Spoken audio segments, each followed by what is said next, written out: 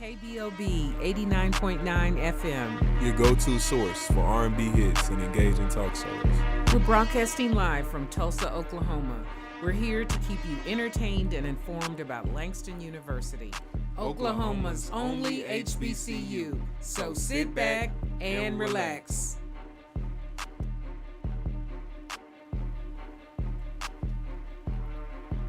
All right. Happy Friday, happy rainy Friday, and welcome back to another incredible episode of Langston Vibes, everyone. I'm so excited for us to kick it off here at the KBOB 89.9 FM radio studio, as well as Facebook Live. I'm incredibly excited for another episode featuring another one of our Langston faculty and superstars in the space and serving with an incredible lens of expertise for our episode this week, Global Political Economics, Implications of the Venezuelan Insurgent, the Iranian Revolution, and the Chinese Expansion into the Western Hemisphere.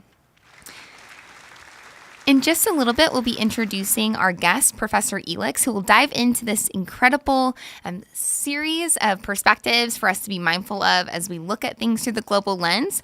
But before we do so, I'd love to share with us some news and notes so that we are engaged and know what's going on in the community. Please note this is never an exhaustive list, and so we always encourage and welcome our listeners and community members to give us a call at 918-856-3873 if you ever have a community event that you want to spotlight.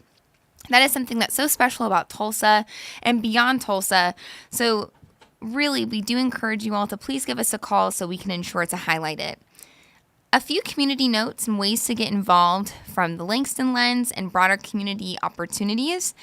We're continuing to let folks know to mark your calendar for May 1st for the Mardi Gras Scholarship and Legacy Night. You don't want to miss this amazing opportunity to join us from 6 to 10 p.m. at the Atrium on Langston's main campus. This is a free event celebrating scholarships, legacy, and community impact. We also will continue to share opportunities throughout the month that connect to Second Chance Month and community engagement. A few other pieces that are happening within Langston. On May 9th, which will be here before we know it, it is just about a month out, is the Langston University graduation, where we can cheer on our Langston Lions with this incredible milestone and accomplishment of graduating from Langston University. And so we're already gearing up for an incredible day of celebrating those Lions. Another event that is happening next Friday, this is not a Langston-related event, but a community event. Unity Forward Oklahoma and the Arc of Oklahoma, both organizations that serve individuals with disabilities, plan and host monthly socials for neurodivergent adults as well as adults with disabilities, because belonging and community are essential. Their April social this month, which also ties in with Autism Awareness Month, which is another highlight for April, is on April 17th at 6 p.m. And this is a social that will be held at Tails and Ales, which is a coffee shop that also welcomes furry friends. So dogs are welcome. They do have a dog park. And so if you would like to join the social, you can come by anytime between 6 to 8 p.m. on April 17th. And if you have a fur friend that is joining, you will need to cover the $10 entry fee for the dog. However, dogs are not required. There will be live music at 7, and we hope that you'll join us. But those are all the highlights I have for community notes. So again, listeners, we always love to hear you and have you engage with us. Or if you have an event you want to drop in the Facebook live chat, we'd also be sure to highlight that. So you can give us a call throughout the show at 918-856-3873. Before I have a chance to welcome our incredible guests today, last week we had the opportunity to hear more about what is really making April a standout month. Every month, there are a variety of ways in which we honor and commemorate a different aspect of our community. So, for example, last month in March was National Criminal Justice Month. It was also Women's History Month. And so we had a great opportunity to highlight the different lived experiences in that capacity. Last week, we got to hear how April is recognized as not only Autism Awareness and Acceptance Month, but another way that April holds truth and brings more insightfulness to our community is it being recognized as Second Chance Month. And this is a time dedicated to raising awareness about the challenges faced by individuals returning to their communities after being justice impacted, and the importance of giving individuals a meaningful opportunity to rebuild their lives. In addition, Second Chance Month is about more than just awareness. It's about action, compassion, and fairness. Every year, hundreds of thousands of individuals re-enter society after serving their time. They come home ready to work, support their families, and contribute positively. But too often, individuals who are justice impacted and who are working on re-entry face barriers to things such as employment, housing, education, and basic opportunities that many of us take for granted. This month encourages communities, employers, and policymakers to take a closer look at those barriers and ask an important question. If someone has paid their debt to society, shouldn't they have a real chance to move forward? Second Chance Month also highlights the power of redemption. It reminds us that people are more than their past, and that with support, opportunity, and trust, individuals can and do turn their lives around. So on our show today, we continue to recognize Second Chance Month as a call to open doors, shift perspectives, and support pathways that lead to stronger, safer, and more inclusive communities for everyone. And so if you want to hear what Langston University is doing within this space, specifically with our prison education program, be sure to go back on Facebook Live to last week's episode where you can hear more. Okay. So without further ado, I am very excited for our Global Political Economics segment with Professor Elix, and I'm excited to welcome him to discuss these critical international developments and what they mean for our region and communities. So if we can all go ahead and get Professor Elix locked in and just get us started. So let's see. Perfect. Hello. Can you hear us okay? Yes. Well, perfect. Well, welcome. Thank you for being on the show today. Before we jump in with some questions to help uplift these crucial topics for our listeners, would love with you being on the show, if you don't mind, just spending a minute sharing a little bit about yourself. A way that Dr. Green always likes to frame this, and I never do it justice, is where you're from versus where you're raised, and then just a little bit about yourself. I know you do incredible things with Langston University, but anything else that you'd like to share before we dive into questions today? Well, I'm not as elegant as Dr. Green because he really gets into it. I'm born and raised in Oklahoma, grew up in a small town called Hobart, Oklahoma. And from there, I went to OU, then eventually at Oklahoma City University, where I received my bachelor's and master's. And from there, I worked as, I'm sorry, what's that? I worked with AT&T, a vendor with AT&T for almost 25 years. And I had a personal tragedy in my life.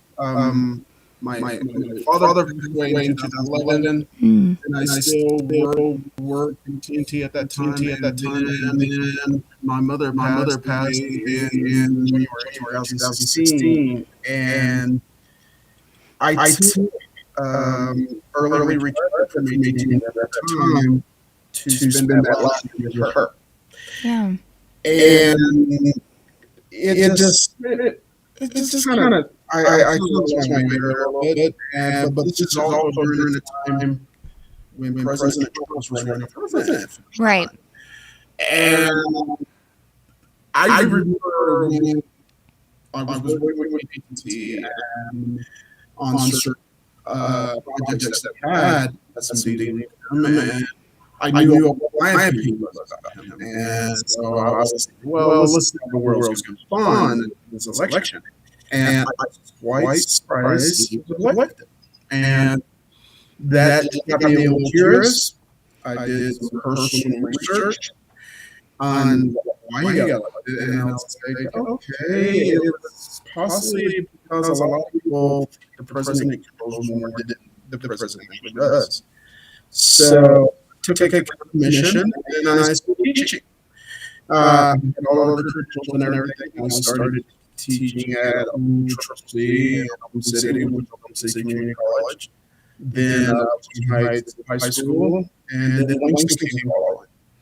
And since 2000 August, I've been at Langston teaching political science. That's incredible. Yeah.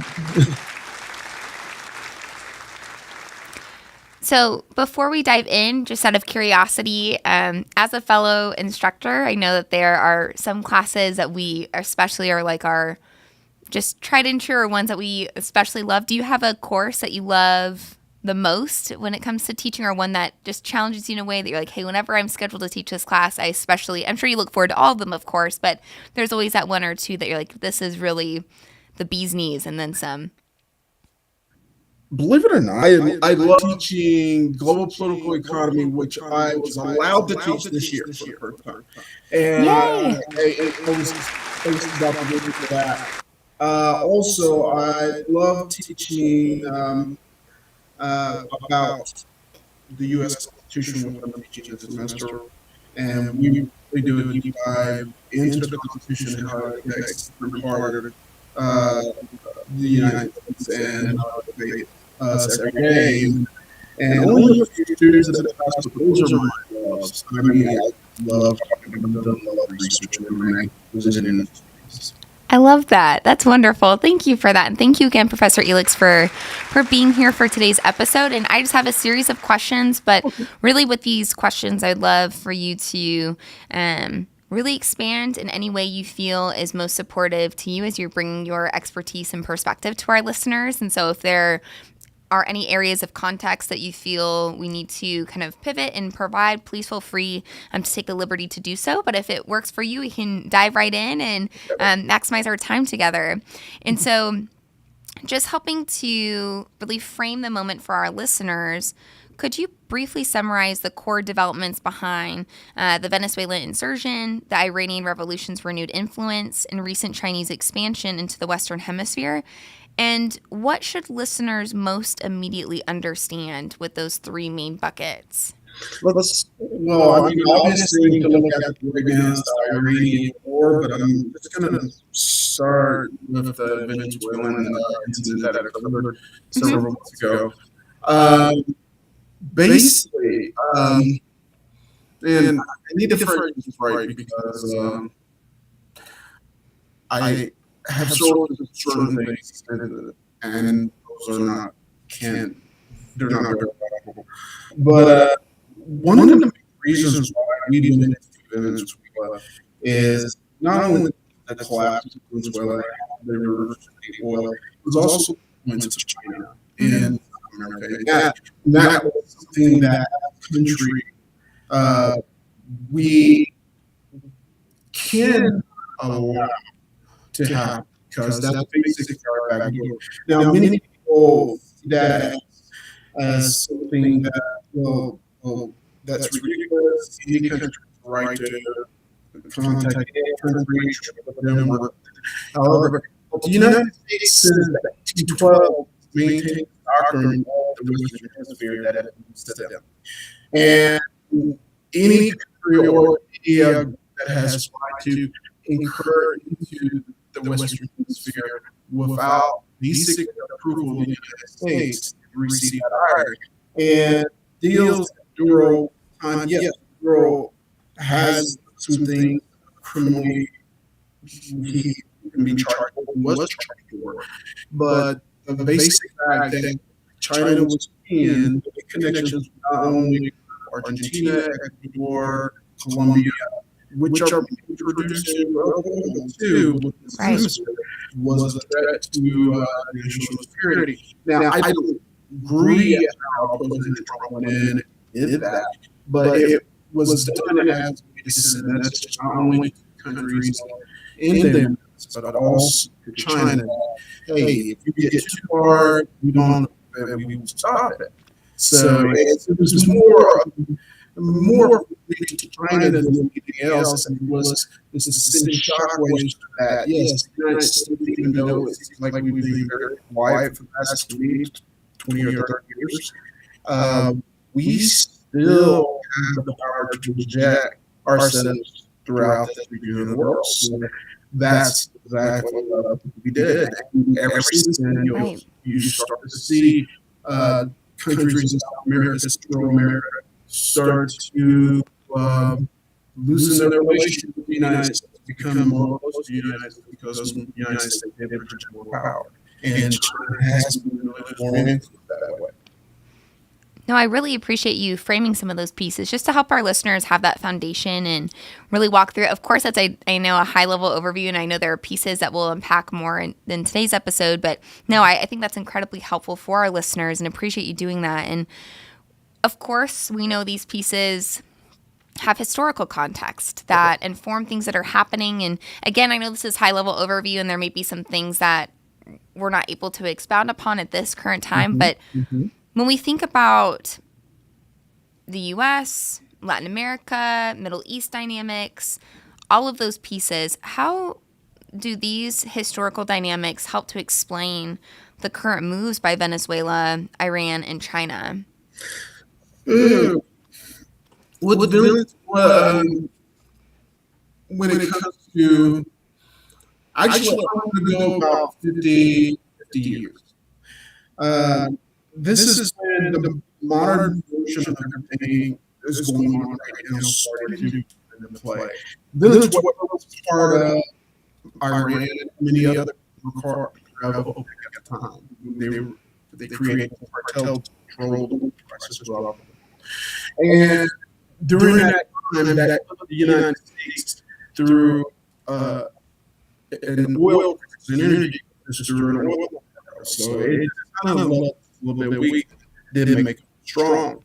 As we move forward to the 1970s, the United States opened up diplomatic relations with China for the first time at that time since the 1940s. At the time, former CIA chief and President of the United States, George Bush, became the ambassador to China and started to help the Chinese to move forward from a market system to a more system to a market system of government. And that began there, eventually developed into our greatest competitor. Down to 1979, when we had our problems with Iran, at the time of Iran was in charge. He was overthrown by Ayatollahs and the Muslim movement that occurred. And the biggest piece supporting the Shah was the United States. And the reason why the United States supported the Shah and had supported the Shah since the 1950s, we overthrew the democratic government of Iran in favor of Shah to secure oil sources Right. in the country. So all of this, if you really look at it, it's most of it all tied to oil energy supply throughout the world with us, and also how we effectively change China into more of a market country. As we advanced into the 1980s, we continue to have problems with Iran, especially during the Iraq War. We supported Iran to act to put Saddam Hussein against Iran, and we encouraged as much violence as possible. With that, and of course, he had with us. Iran supported our allies' enemy, Lebanon, and during the revolution there, basically attacked Israel, also Syria, countries involved. The United States was supporting all of them in that too. And I'm allowed to getting quite murky, but let's stay focused on everything.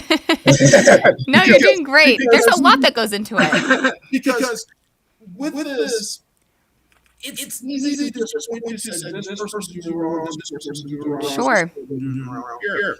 And it doesn't work that way. Because Right, you're right. the situation we're in right now actually started almost 3 years ago. This I should say, this segment of issues that we have right now.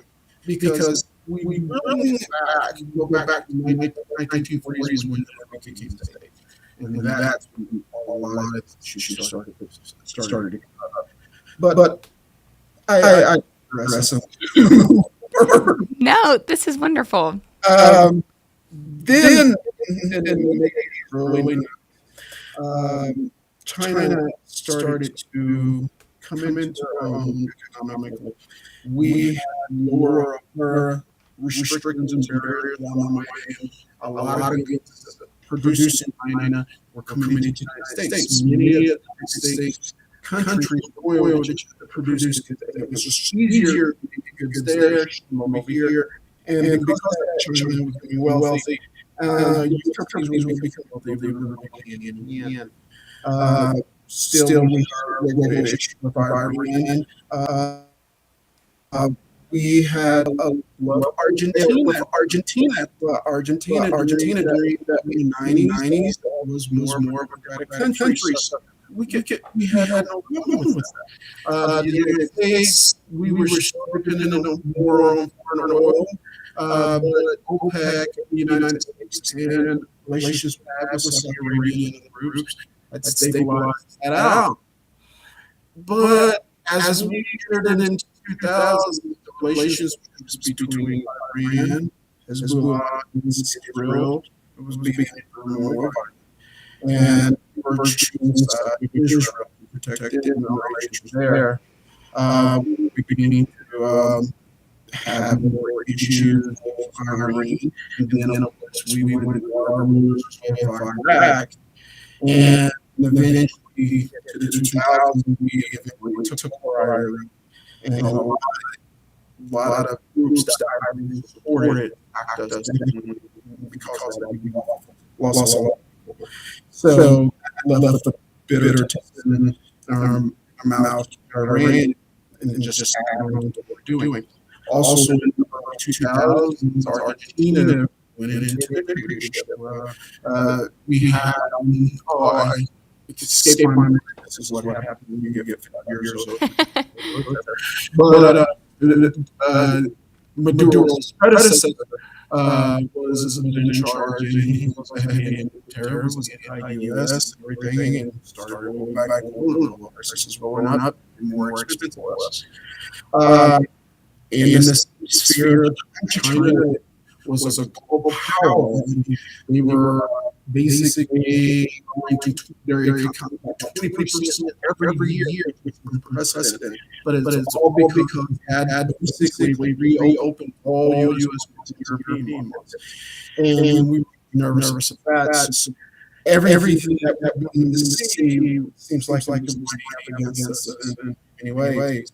And then the administration is during the war, which we're continuing on. We had to face groups in Argentina.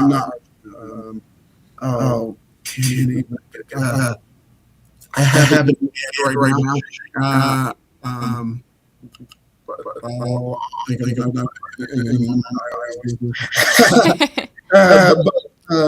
Insurgents that had helped us in Afghanistan. Was also supported by other groups in Pakistan. Of course, we had our guy that was our great enemy because of 9/11. And he was also associated with, believe it or not, his ally, which was Saudi Arabia.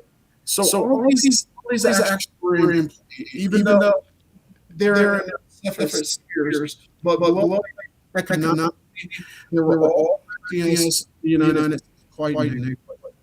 And it seemed with people in the United States, especially the conservative arm, we were allowing the world to get out of control.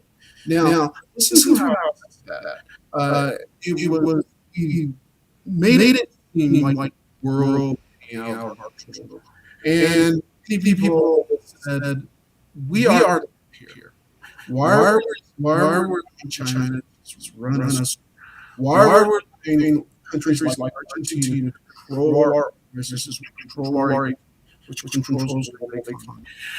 Why are we allowing Iran continue to run insurgents in every theater of war that we're involved in, and with consequences? And it's not.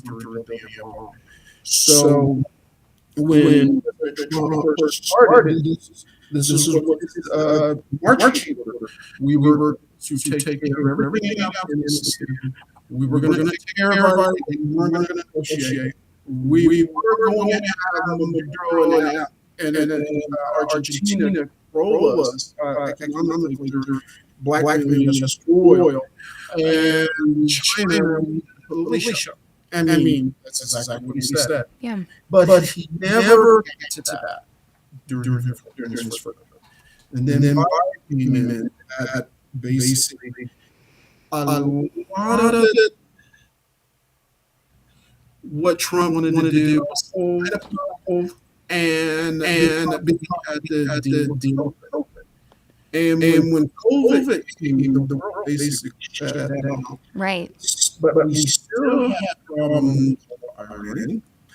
We still had problems in Afghanistan. This is why Biden got out of Afghanistan. The plan was there, but we needed to get them out. We didn't need another war. And Maduro in Argentina was taking advantage of that oil prices were astronomically high because the oil shut down. So Trump got back into office. His plan started to come together. He just started. Right. Cranking back up again, and his target was Argentina. I mean, his first target was China and eliminating in China. It's one of the reasons why we had a lot the tariff. We were going to renegotiate everything, make sure that we get a fair deal, and everybody's going to share. And in reality, that was not much did change. It's just more of the fact that the United States saying that we were changing our tone, and we need to be aware of it. And I suggest that we follow along, and we need countries to follow along. And of course, China wasn't true was going to follow along. Right. And it did.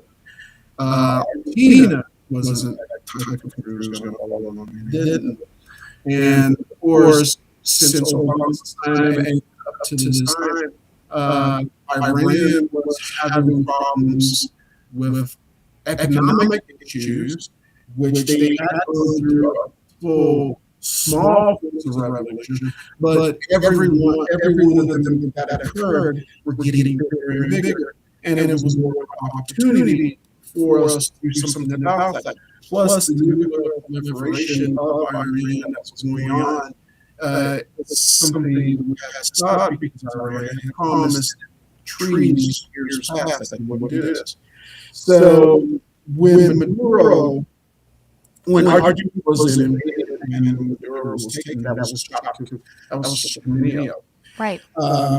Because we knew Trump was going to do something.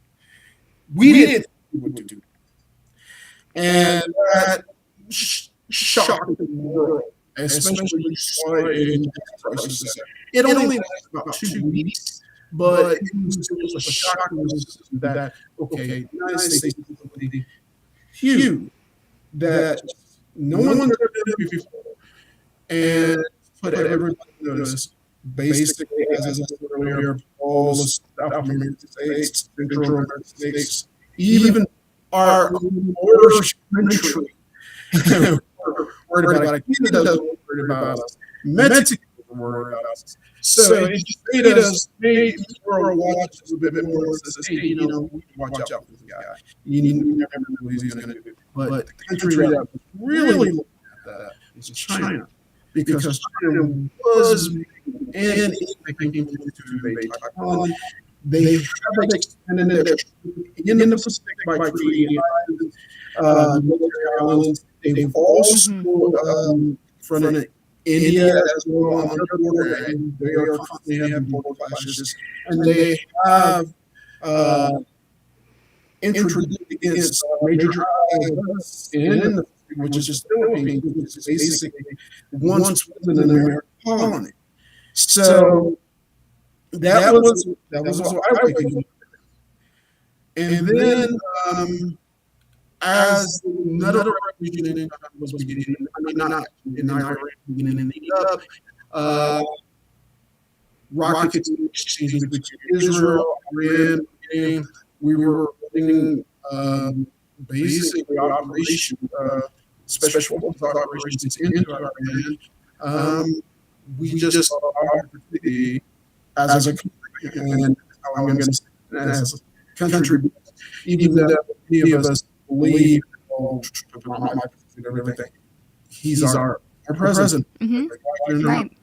And this is the reason why we took this opportunity to run this operation right over and basically do the thing that we didn't want to do. But I ran with the government, and this is what's Right. going on.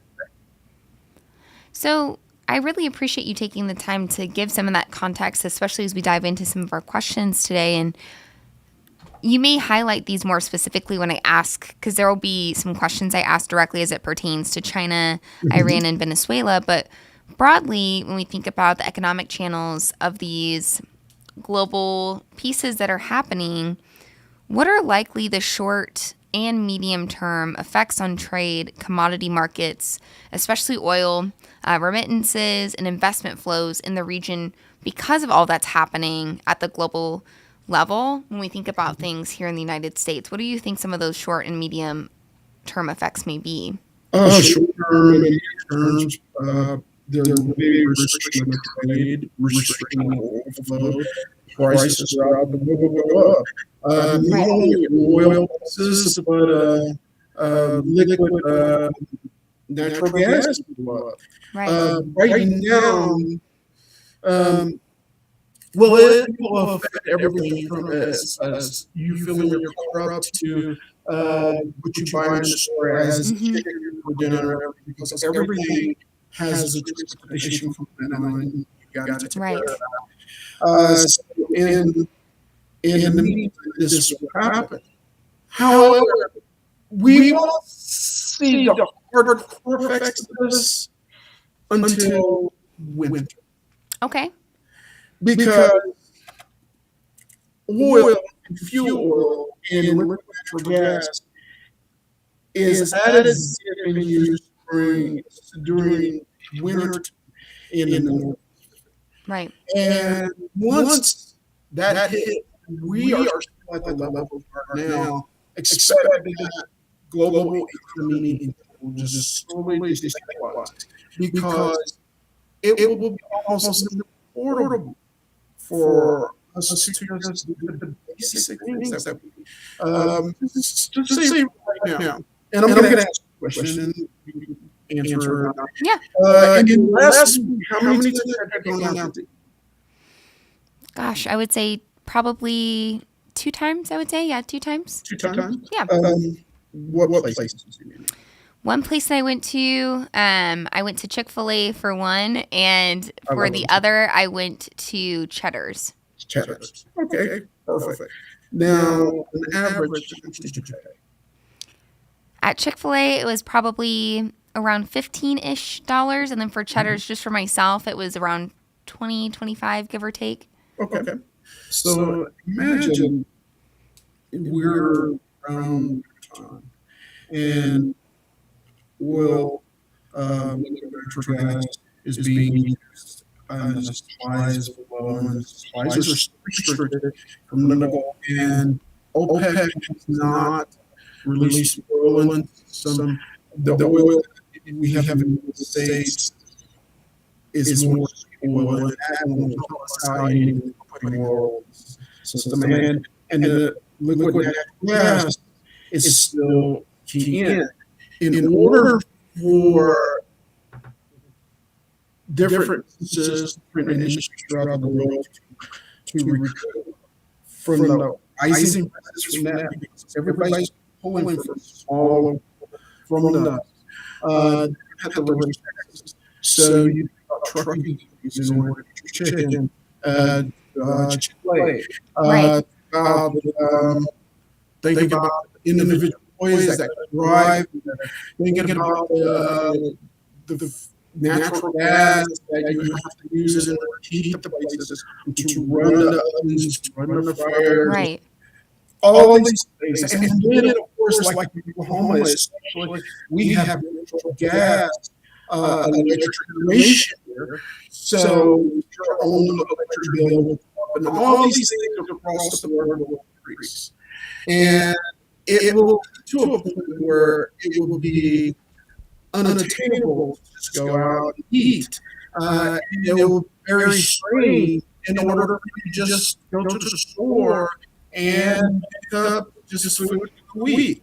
And to be quite honest, some of the dealers out there would be able to maintain their margins enough. They may have to go have as much supply, and then of course food on that. I mean, this seems like a dark scenario, but this is how our living work. Right.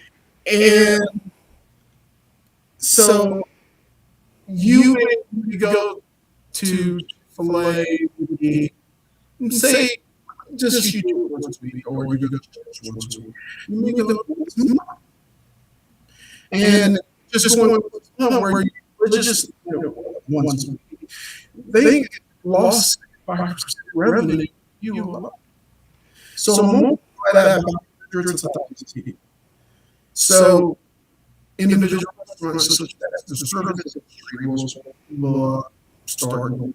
Hotels, I'm in right now here at this conference, will be in air travel.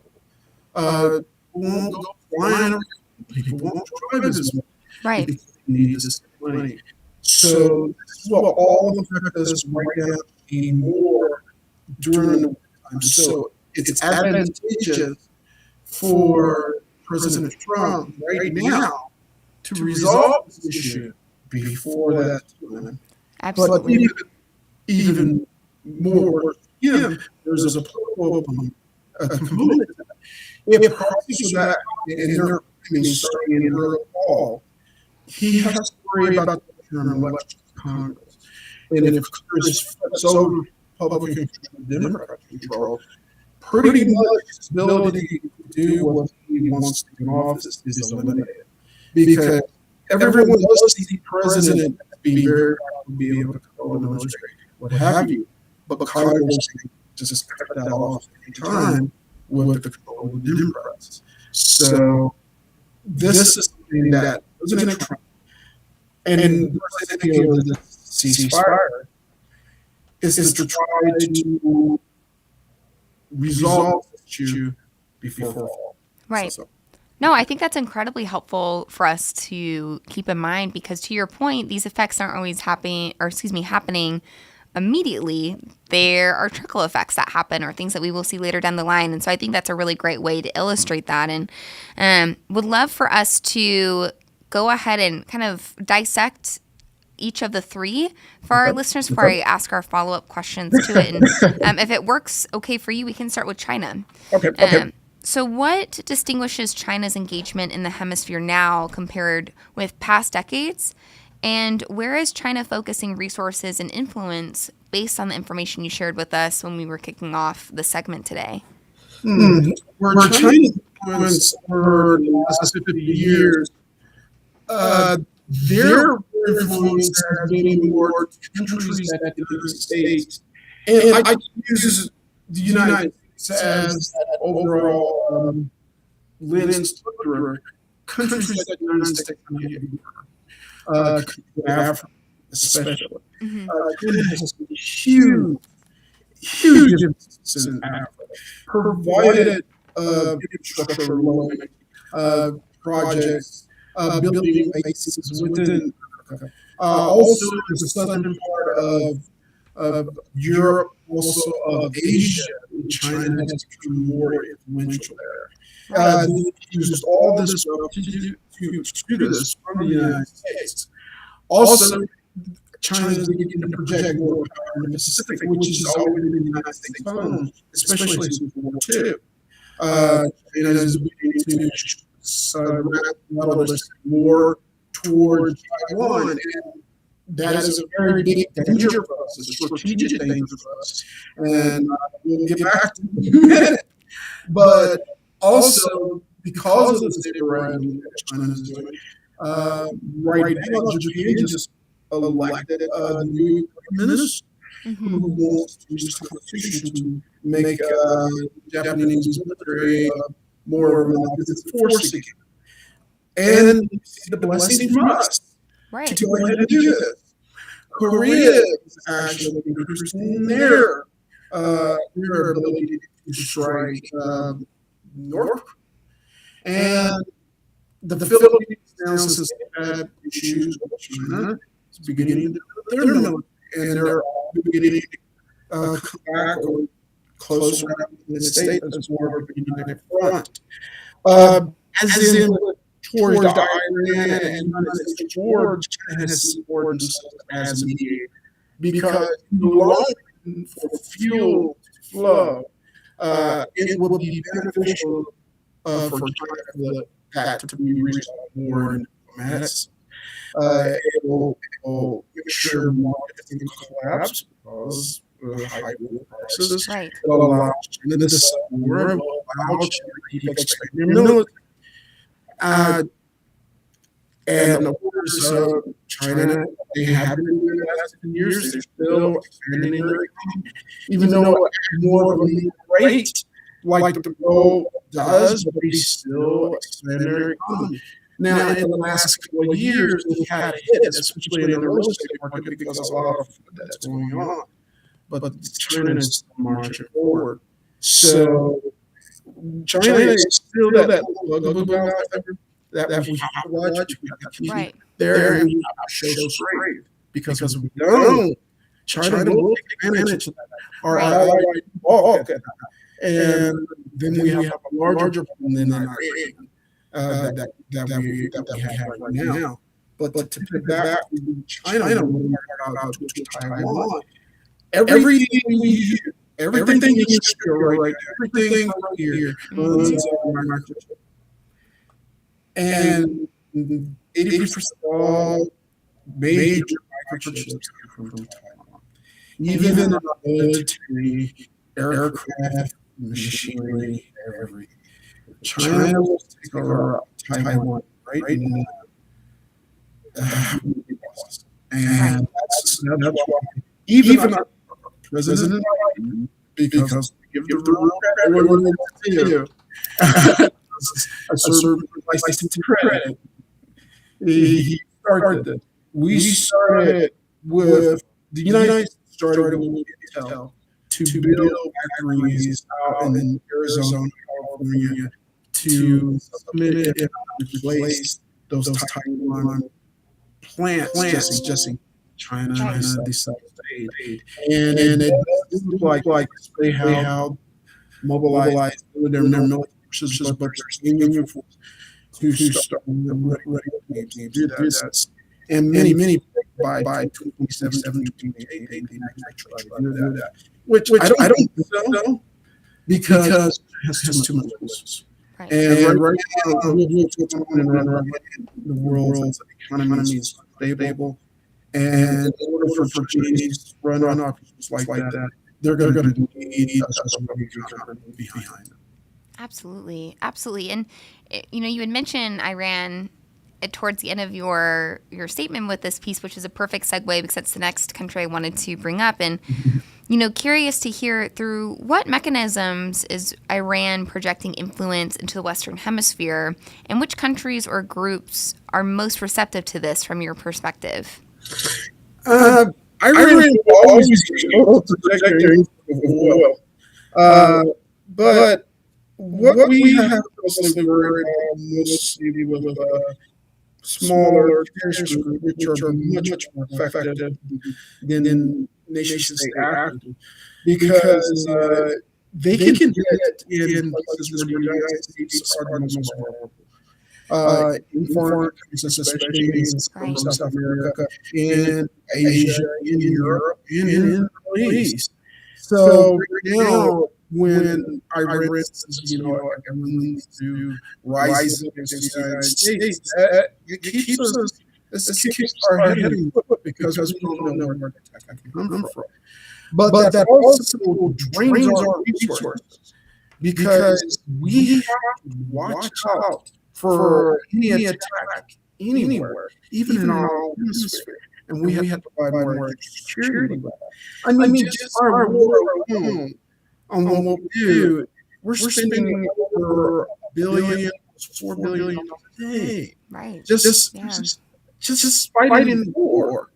So that's something we have to worry about. But even more, in a more latent sense, we have to worry about Russia. Russia has a crucial on there with because of and what they'll do is entry troops. Yes. Also, Turkey has on their border. Just you need help because even though NATO countries stated that they'd be involved in this, but with certain groups that are supported by Iran, Turkey may have to intervene, and that's necessarily good for them for us because if Turkey intervenes, they will likely go out ally ours or the Kurds in Iraq. So that makes it a lot tricky if you have troops in those places. Of course, Israel is going to hit from Iran, from our missiles.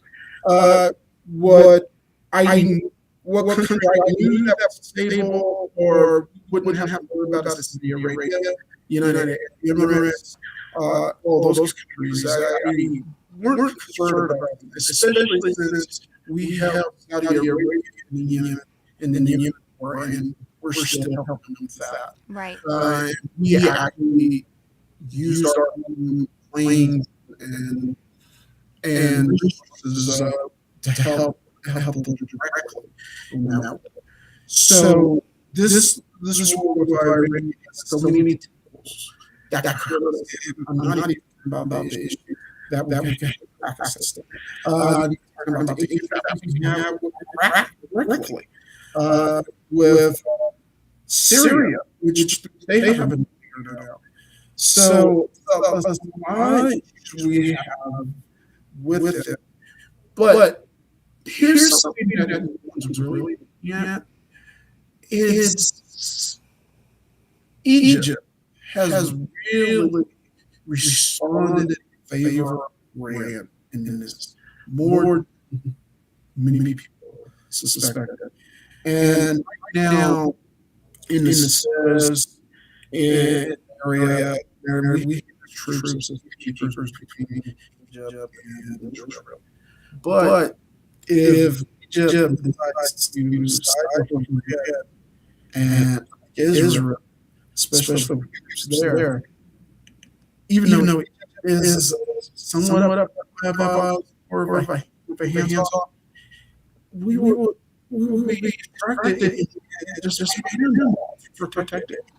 Right. So it's just so many issues here, and then even talk about the move, which all they should do with the oil and gas there, and we may have to troops there to open that up because it is part of the reason why all oil and gas are rising. So so combination.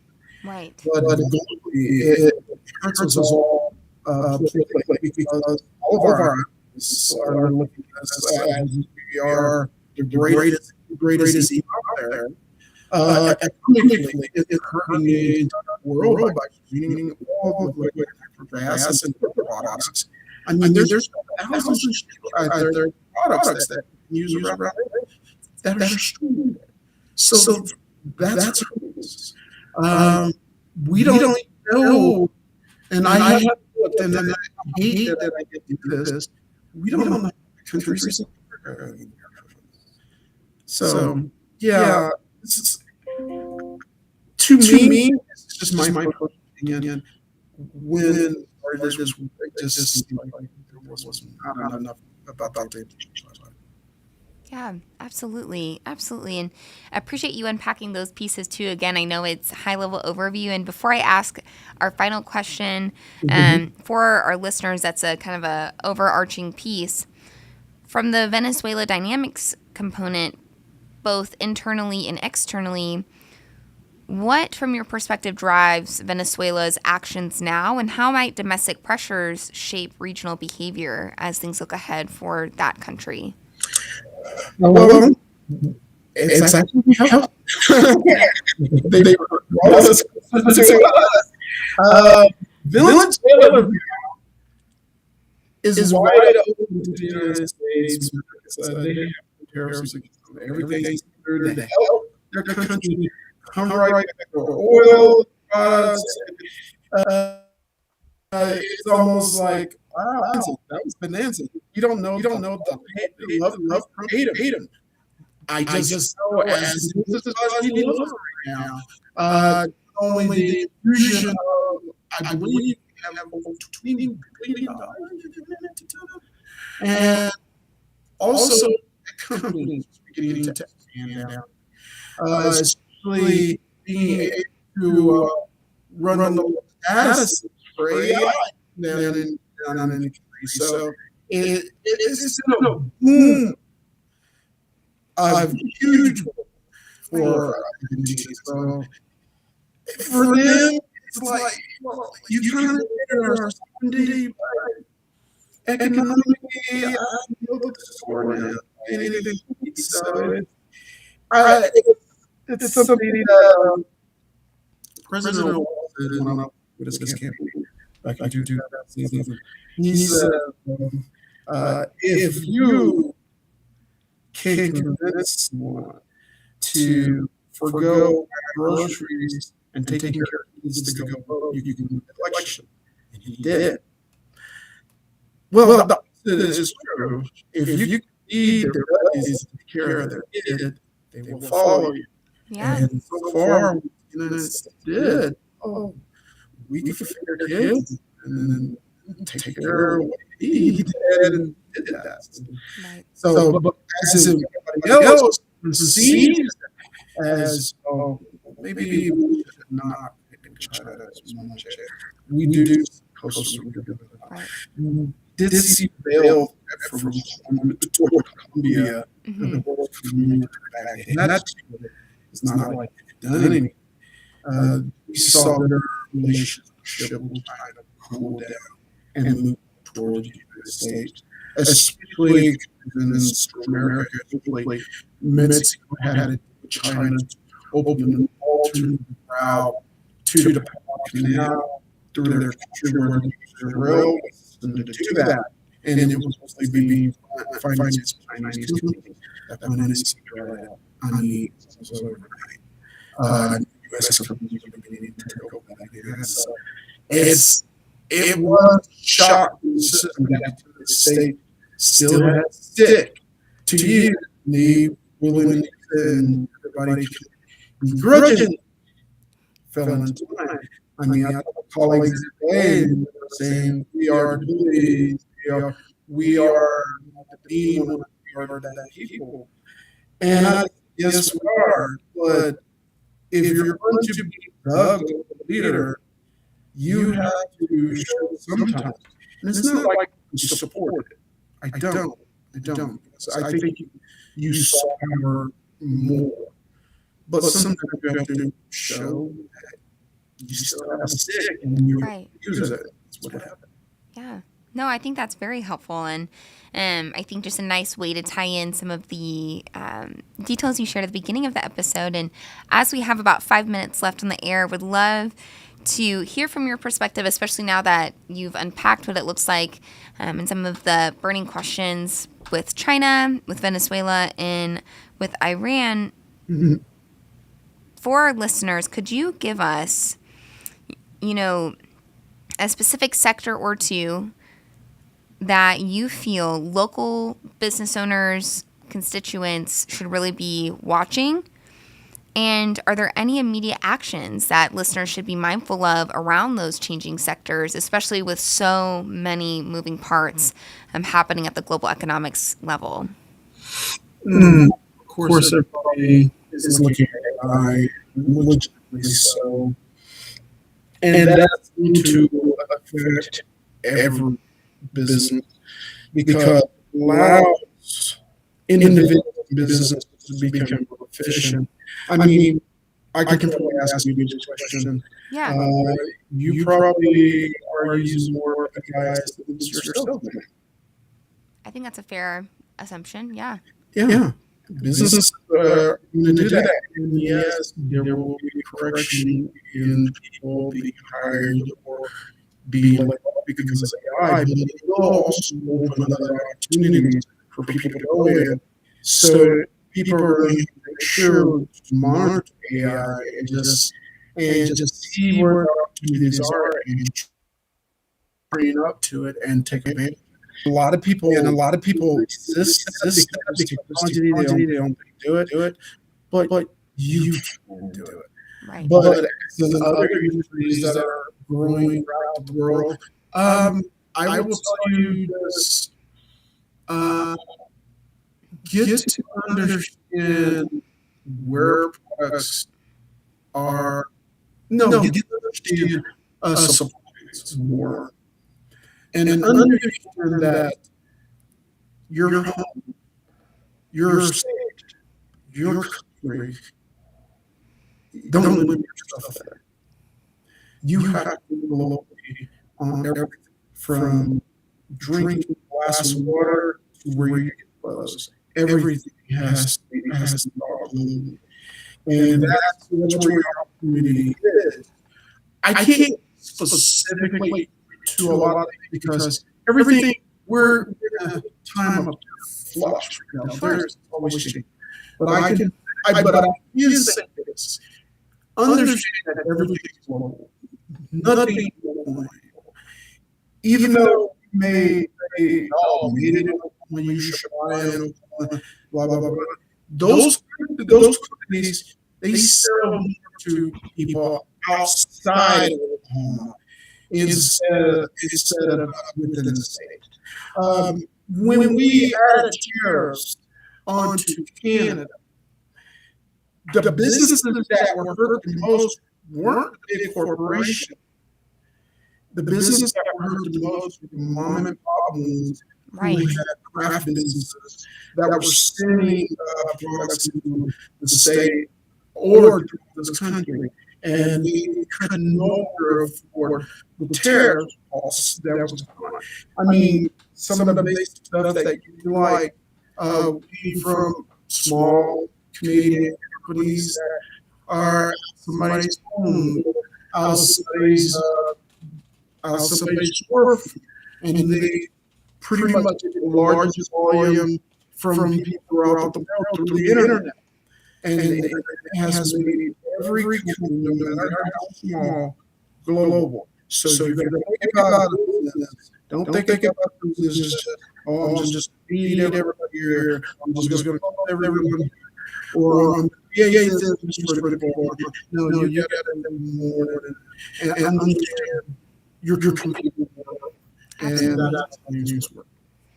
No, I think that is incredibly insightful guidance and a great way to tie in all that you were able to unpack during your episode today for global economics. And Professor Elix, I can't thank you enough for coming on the air today for an essential analysis. And with your background and expertise with global economics, I hope that we can continue these conversations as other aspects at the global level evolve. And so we thank you so much again for being here today. And we thank our listeners for tuning in for another wonderful episode of Langston Vibes, especially for today's Global Political Economics episode. Be sure to tune in next Friday at 4 p.m. as we engage for another episode of Langston Vibes at KBOB 89.9 FM. In the meantime, stay safe, especially with the storms coming through.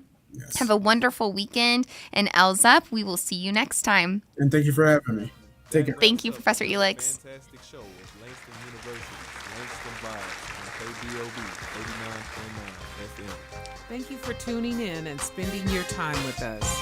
Don't forget to join us again next week and every Friday at 4 p.m. for more great music and exciting content. Catch us next week. Keep the volume up and the good vibes flowing on KBOB 89.9 FM.